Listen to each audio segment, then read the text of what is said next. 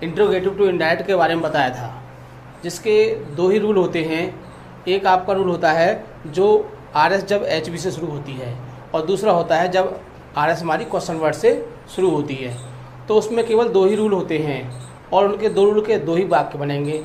इसीलिए हम उसकी एक्सरसाइज अब न करा के इम्परेटिव के साथ दोनों एक्सरसाइज कंबाइन कराएंगे। तो अब हम आपको इम्परेटिव के बारे में बताते हैं कि इम्परेटिव के इनडायरेक्ट किस प्रकार बनते हैं। तो इसके लिए कुछ उसकी पहचान होती है। जब तक हम सेंटेंस को पहचान नहीं पाएंगे हम उसको बना नहीं सकते हैं। तो इम्परेटिव की कुछ पहचान होती है, वो हम आपको रूल के माध्यम से बताते हैं।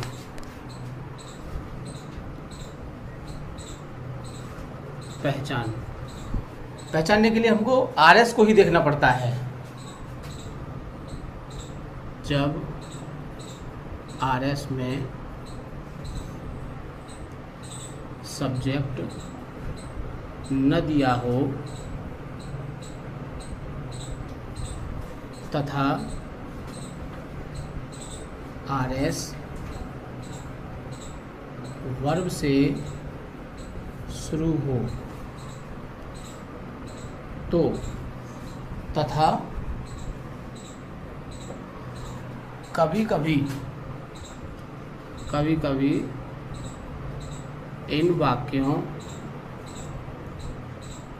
के शुरू में प्लीज,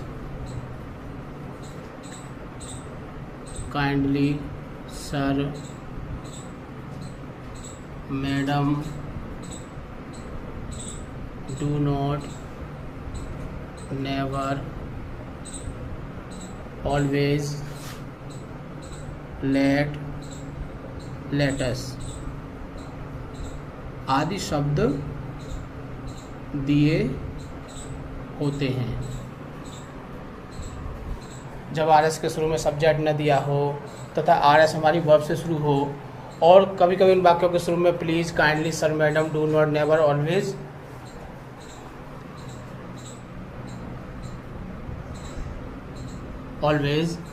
लेट, लेटर आदि शब्द दिए होते हैं, तो हम उनको इम्परेटिव सेंटेंस कहते हैं। तथा इन वाक्यों में आज्ञा, सलाह, प्रार्थना आदि का भाव प्रकट होता है। तथा इन वाक्यों में आज्ञा, सलाह, प्रार्थना आदि का भाव प्रकट होता है। जैसे इसको हम एग्जाम्पल से क्लियर करते हैं। The teacher said to the boys, comma, inter comma,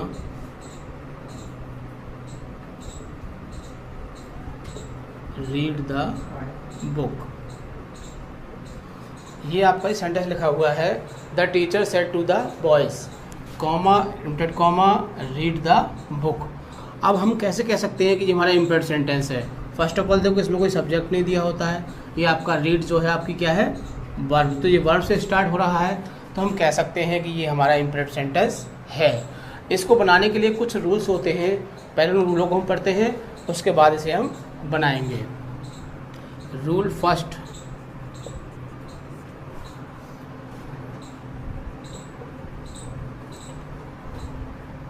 comma हटाकर टू लगाते हैं। इसमें जो कॉमा दिया होता है इनमें कॉमा, इसको हटाकर हम क्या लगाते हैं, टू लगाते हैं। रूल सेकंड होता है सेड के स्थान पर, सेड के स्थान पर। अब सेड की इसकी तीन कंडीशन होती है इसकी। पहली कंडीशन, सेड के स्थान पर लगाना है यदि आज्ञा हो, क्या हो, आज्ञा हो तो ऑर्डर्ड लगाते हैं। क्या लगाते हैं, ऑर्डर्ड। और यदि सलाह हो तो एडवाइस लगाते हैं। और प्रार्थना हो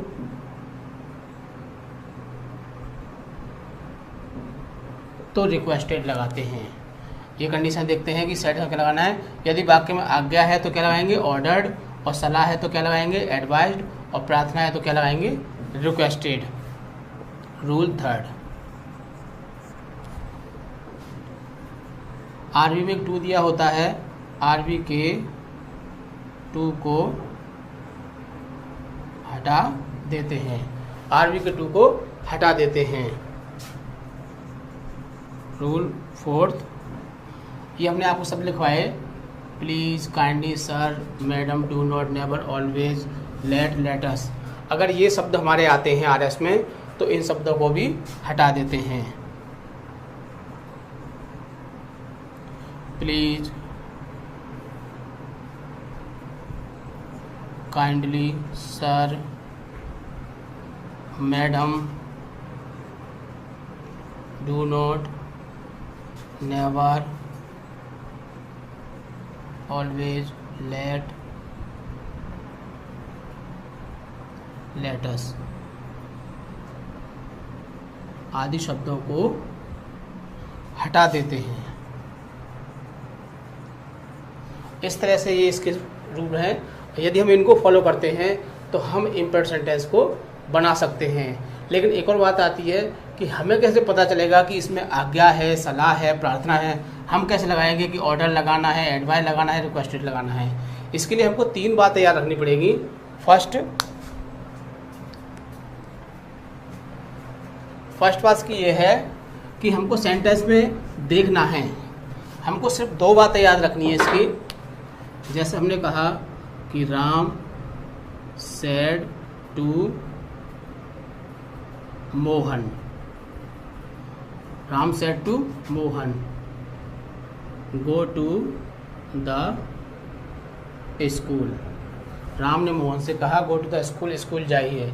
अब हमको इसमें आरबी को देखना है। किसको देखना है? आरबी को। ये पहचानने के लिए कि इसमें आज्ञा है, सलाह है या फिर प्रार्थना है। तो ये होता है आपका कहने वाला। क्या होता है? ये कहने वाला। और ये होता है आपका सुनने वाला। अब हम देखते हैं यदि कहने वाला हमारा कैसा है। कहने वाला हमारा क्या है? बड़ा है। क्या है? बड़ा है, बिग। मतलब कहने वाला बड़ा है और सुनने वाला छोटा है। कहने वाला बड़ा है और सुनने वाला छोटा है तो क्या होगा आपका? आज्ञा होगी। मतलब कहने वाला क्या है? बड़ा, और सुनने वाला कैसा है? छोटा। सपोज दैट यही टीचर बच्चों से कहेगा, जैसे टीचर ने कहा, किससे कहा? बच्चों से कहा, तो कहने वाला बड़ा हो गया और सुनने वाला क्या हो गया? छोटा। तो क्या होगा हमारा? आज्ञा होगी। यदि कहने वाला क्या होता है? छोटा होता है। कहने वाला क्या हो? छोटा। और सुनने वाला कैसा हो? बड़ा हो। कहने वाला छोटा हो, सुनने वाला बड़ा हो, तो क्या होगा फिर? प्रार्थना। कहने वाला क्या है? छोटा और सुनने वाला बड़ा। सपोज दैट बॉयज़ अगर टीचर से कहेगा, बॉयज़ अगर टीचर से कहेगा तो क्या हो जाएगा? प्रार्थना हो जाएगा। तीसरा, अगर कोई बराबर में कहता है, मतलब सपोज दैट क्लासमेट होते हैं, जैसे राहुल ने मोहन से कहा, मोहन ने राहुल से कहा, सीता ने गीता से कहा, गीता ने सीता से कहा। इस कंडीशन में क्या होता है कि वो सलाह होती है। क्या होती है? सलाह, जिसको हम एडवाइस कहते हैं। बराबर में कोई बात कही जाए तो क्या होती है? सलाह। और साधु महात्मा जो भी बात कहते हैं वो भी आपकी सलाह में ही आती है। तो इस तरह से आप इस चीज़ को पहचान सकते हो कि इस वाक्य में क्या है? आज्ञा है, सलाह है, प्रार्थना है। हमको वही 2 बातें याद रखनी है। इसमें कौन सी बात? यदि छोटा बड़े से कहे, छोटा बड़े से कहे तो प्रार्थना होगी, और बड़ा छोटे से कहे तो आज्ञा होगी। यदि कोई बात बराबर में कही जाती है, तो राहुल ने मोहन से कहा, मोहन ने राहुल से कहा, तो बराबर कही जाए तो क्या होगी? वो सलाह होती है। इसी बेस पर हम वाक्य को बना सकते हैं। तो अब चलिए एग्जाम्पल को बनाते हैं।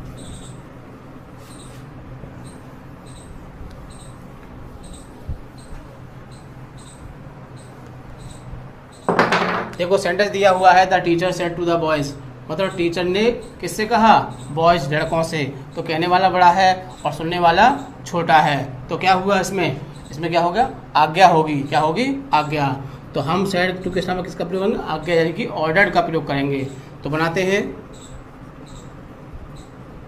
The teacher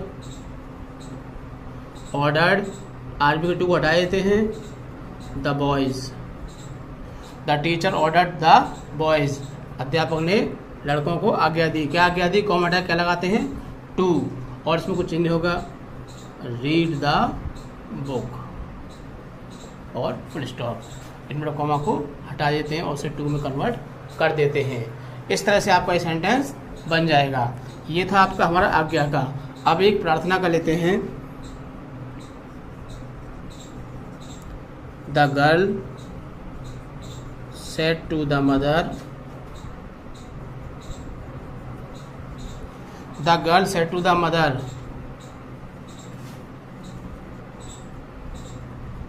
give me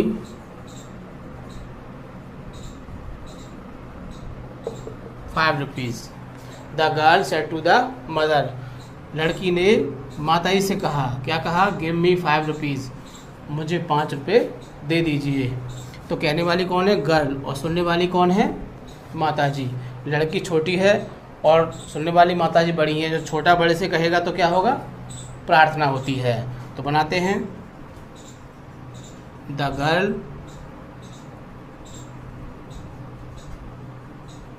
requested the mother, the girl requested the mother, comma हटा के टू लगाते हैं इंपरेटिव में। हमने अभी आपको रूल में क्लियर किया था। गिव मी हमारा क्या आ गया? ये आपका प्रोनाउन आ गया, और हमने आपको प्रोनाउन बताया था। मी हमारा कौन सा पर्सन है? ये हमारा फर्स्ट पर्सन है, और फर्स्ट पर्सन प्रोनाउन होते हैं आरवी के सब्जेक्ट के अनुसार। और सब्जेक्ट क्या है हमारा? गर्ल। और गर्ल हमारी किस में आती है? जब हम साड़ी में देखेंगे तो दिया होता है हमारा ही, सी, दे, इट, ये होती है। तो इसमें आती है, थर्ड पर्सन में आ रही है ये। हमको ही सी के अनुसार बदलना है। हमको किसको बदलना है? गर्ल सी में ही तो आएगी, और सी के अनुसार हम चेंज करेंगे मी को। तो उसकी लाइन देखेंगे तो हर हो जाता है। क्या हो जाता है? Her. 5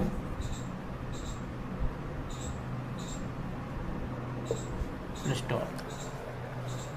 the girl requested the mother to give her ₹5। इस तरह से ये आपका एक सेंटेंस क्लियर हो गया। ये किसका हो गया? प्रार्थना का हो गया, आपका आज्ञा का हो गया।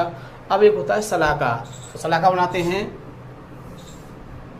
Rahul said to Rohan.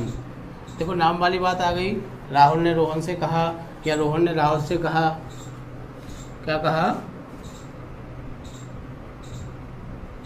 Eat the food, खाना खा लो। राहुल सेड टू रोहन, राहुल ने रोहन से कहा ईट द फूड, खाना खा लो। तो हमने बताया था कि जब नाम दिया हो तो हमको उसको ऑटोमेटिकली क्या मान लेते हैं? उसको एडवाइस मान लेते हैं। तो राहुल एडवाइस टू को हटा देते हैं, रोहन कॉमा हटा के टू लगाते हैं, और फिर ईट द फूड। इस तरह से आपके इसमें ऑर्डर, रिक्वेस्ट, एडवाइस तीनों कंडीशन हमने आपकी इसकी क्लियर कर दी। इसके अतिरिक्त नेक्स्ट टूल होता है,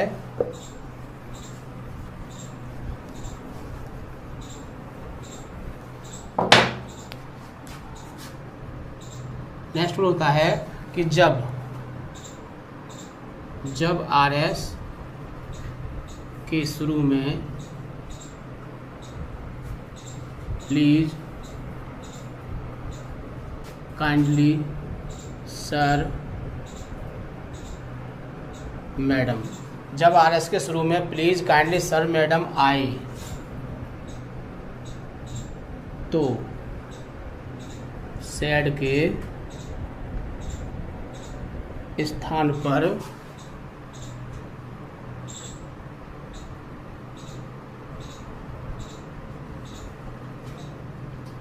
रिक्वेस्टेड क्या लगाते हैं? रिक्वेस्टेड लगाते हैं, तथा इन शब्दों को हटा देते हैं। ये शब्द है ना, इनको हटा देते हैं, तथा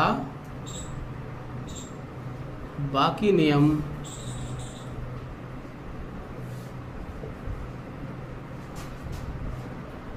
पुराने जैसे रहते हैं। वही आरबी के टू को हटाना, कॉमा हटा के टू लगाना, वो बातें वही रहती हैं। जैसे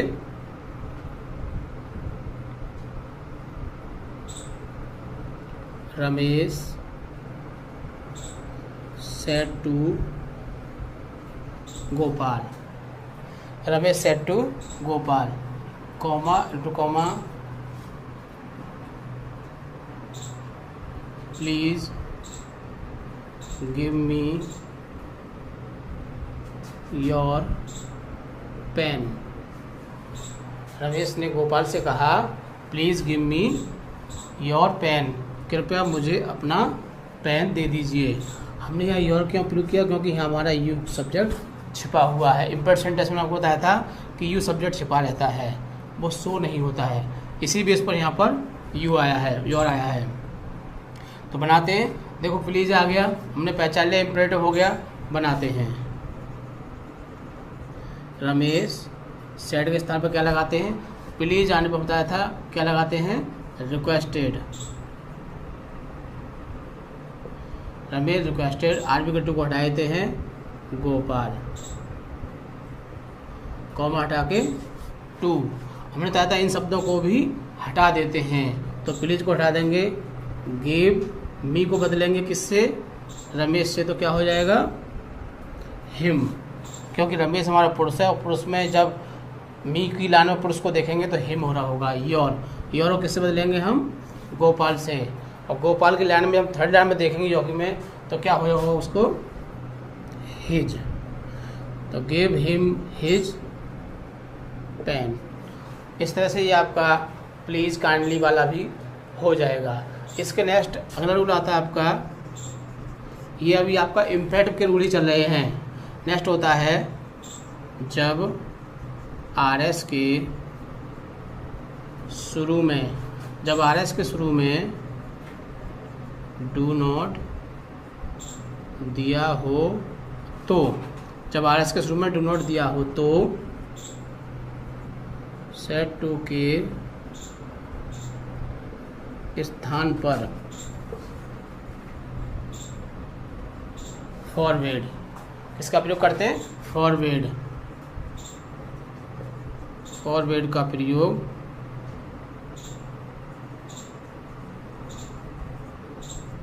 करते हैं तथा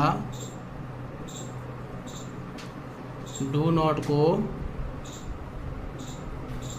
हटा देते हैं और कॉमा के स्थान पर टू लगाते हैं। क्या लगाते हैं? टू। बनाते हैं, एग्जाम्पल देखिए, my brother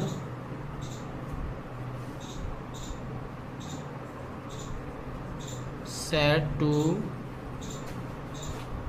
my brother said to the boys, मेरे भाई ने लड़कों से कहा, क्या कहा? Do not make a noise, क्या कहा? शोर मत करो। माई ब्रदर सेड टू, मेरे भाई ने लड़कों से कहा शोर मत करो। हम क्या देखेंगे? Do not. इसमें क्या आ गया आपका? डू नॉट आ गया। डू नॉट आने पर हम इसको डू नॉट के रूल से फॉलो से करते हैं। तो बनाते हैं इसको, माई ब्रदर सेड में लगाते हैं, हम इसको फॉरवर्ड में बदल देते हैं, फॉरवर्ड। आरबी के टू को हटा देते हैं, द बॉयज़, कॉमा हटा के टू, और डू नॉट को हटा देते हैं, make a, to make a noise. ये रहा आपका फॉरवर्ड से टू वाला। अच्छा, इसको हम दूसरी तरह से वाक्य बना सकते हैं। हम इसको ऐसे बना सकते हैं, हम इसको ऑर्डर, रिक्वेस्ट, एडवाइस के द्वारा ही बना सकते हैं इस वाक्य को। यदि हम ऑर्डर, रिक्वेस्ट का प्रयोग करते हैं तो हम फॉरवर्ड का प्रयोग नहीं करेंगे और फिर डू नॉट को हटा के नॉट टू का प्रयोग करते हैं। बनाते हैं, देखिए, माई ब्रदर, अब इसमें देखो, my brother said to the boys, मेरे भाई ने लड़कों से कहा, तो लड़कों को आज्ञा दी जाएगी। My brother ordered the boys क्या कहा लड़कों से, do not make a noise, शोर मत करिए। तो हम ज़्यादा डू नॉट उठा के नॉट टू में बदल देते हैं। किसे बदल देते हैं, नॉट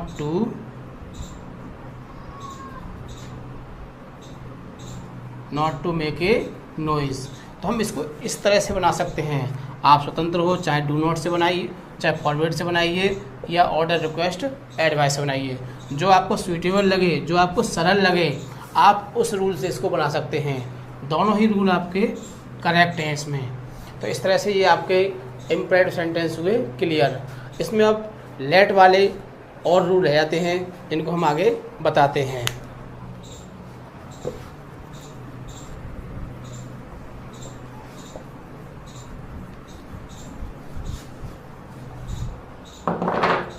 हम इसको टाइटल के तौर लिख सकते हैं, लेट वाले वाक्यों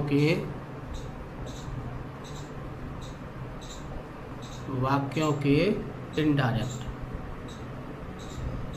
ऐसा होता है, टाइटल देने से बात हमको याद रहती है। अगर हम यही लिखते कि इम्परेटिव इनडायरेक्ट और इसमें लेट वाली बात को नहीं लिखते तो आपको कम याद रहता। अब लेट के बेस से आपको याद रहेगा कि हाँ, लेट के भी कुछ वाक्य होते हैं, और अक्सर एग्जाम में लेट वाले वाक्य आ जाते हैं। क्यों? क्योंकि ये बहुत ही महत्वपूर्ण रूल होते हैं लेट वाले। अक्सर बच्चे इन्हें भूल जाते हैं, याद भी नहीं रहते हैं, इसीलिए इनको ज़रा ठीक से समझना। तो लेट का इसका रूल होता है, इसके दो ही रूल होते हैं। जब आरएस के शुरू में लेट दिया हो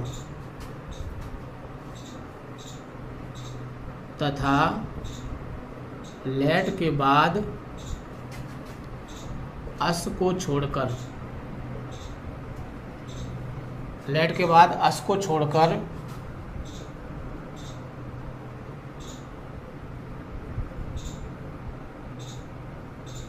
कोई और शब्द आए, अस को छोड़कर कोई और शब्द आए तो सैड के स्थान पर शाउटेड, किसका प्रयोग करते हैं, शाउटेड का प्रयोग करते हैं, शाउटेड का प्रयोग करते हैं तथा लेट को नहीं हटाते हैं। बाकी नियम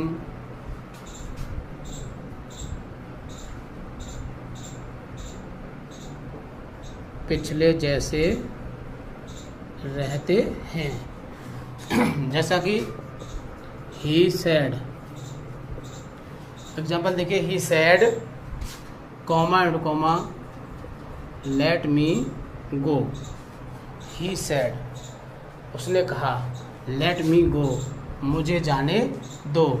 लेट का मतलब मीन होता है दो, वो काउंटिंग वाला दो नहीं होता है, जैसे खाने दो, पढ़ने दो, उठने दो, जाने दो, काउंटिंग वाला दो नहीं होता है। लेट मीन्स क्या होता है, दो। तो ही सैड, उसने कहा कि लेट मी गो, मुझे जाने दो। तो बनाते हैं ही। सैड के स्थान पर क्या लगाते हैं, हम बताया था आपको, सैड के स्थान पर शाउटेड लगाते हैं। ही शाउटेड, कॉमा हटा के टू, और लेट को नहीं हटाते हैं। लेट, मी को बदलेंगे किससे, ही से, तो क्या हो जाएगा, हिम, और गो का गो ही रहेगा। तो he shouted to let me, let him go. तो इस तरह से आपका इसका इंडायरेक्ट बन जाएगा। लेट को उसमें एक रूल और होता है, वो होता है आपका लेट अस वाला। किसका, लेट अस वाला। तो कह सकते हैं, जब आरएस के शुरू में लेट के बाद अस आए, जैसे कि लेट अस, इसको हम लेट्स भी कहते थे कभी कभी, लेट्स, इस तरह से ऐसे भी कह देते हैं इसको। तो जब आरएस के शुरू में लेट के बाद अस आए या लेट अस आए तो सैड के स्थान पर प्रपोज्ड या सजेस्टेड, या तो प्रपोज लगाइए या फिर सजेस्टेड। तो सेड के स्थान पर प्रपोज या सजेस्टेड का प्रयोग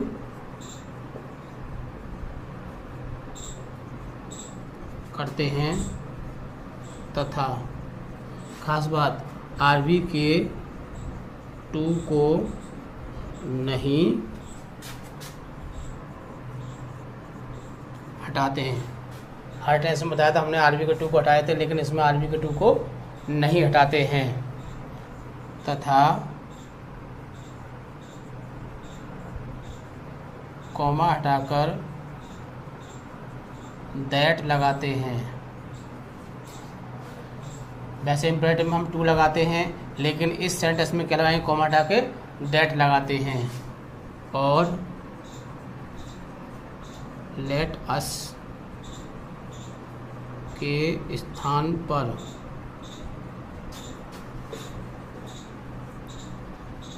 दे शुड या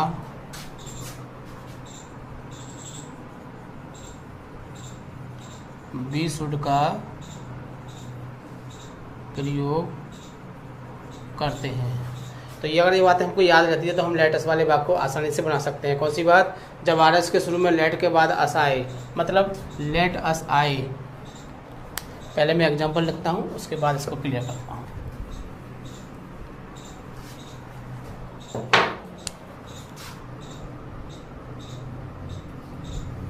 He said to me, let us play the match।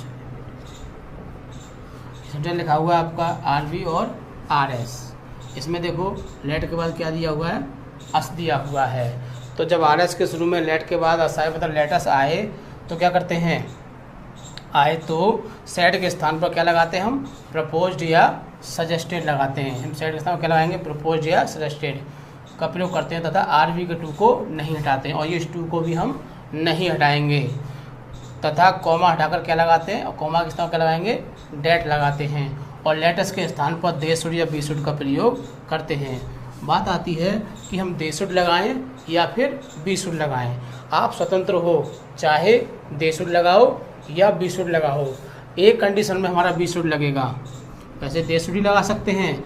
अगर एक कंडीशन आए तो हम बी शुड लगा सकते हैं। यदि आरबी का सब्जेक्ट अगर फर्स्ट पर्सन का होता है, यदि आरबी का सब्जेक्ट आपका फर्स्ट पर्सन का होता है तो फिर आप बी शुड ही लगाओ। फर्स्ट मतलब क्या होता है, आपका आई हो या वी होगा।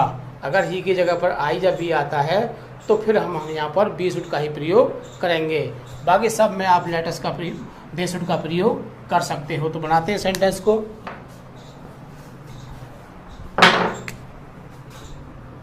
ही प्रपोज्ड, दूसरा वर्ड क्या है, लगा सकते हैं सजेस्टेड। तो ही प्रपोज्ड, आरबी के टू को नहीं हटाते हैं, मी, कॉमा हटा के क्या लगाते हैं, that. He proposed to me that. अब लेटस के स्थान क्या होता है, हमने आपको दे शुड लगाओ या फिर बी शुड। लेकिन अगर यहाँ पर आई या बी आ जाता है आपका तो फिर यहाँ बी शुड ही लगेगा। अब आप स्वतंत्र हो, चाहे बी शुड लगाओ या दे शुड लगाओ। तो हम दे शुड का प्रयोग करते हैं, they should play the match. इस तरह से आपका ये लेट्स वाला सेंटेंस हुआ कंप्लीट। ये आपके यहाँ तक इम्परेटिव सेंटेंस आपके कंप्लीट हो जाते हैं। अब हम अगली वीडियो में आपको इम्परेटिव और इंट्रोगेटिव दोनों की एक्सरसाइज बनवाएंगे इस पर, ठीक है।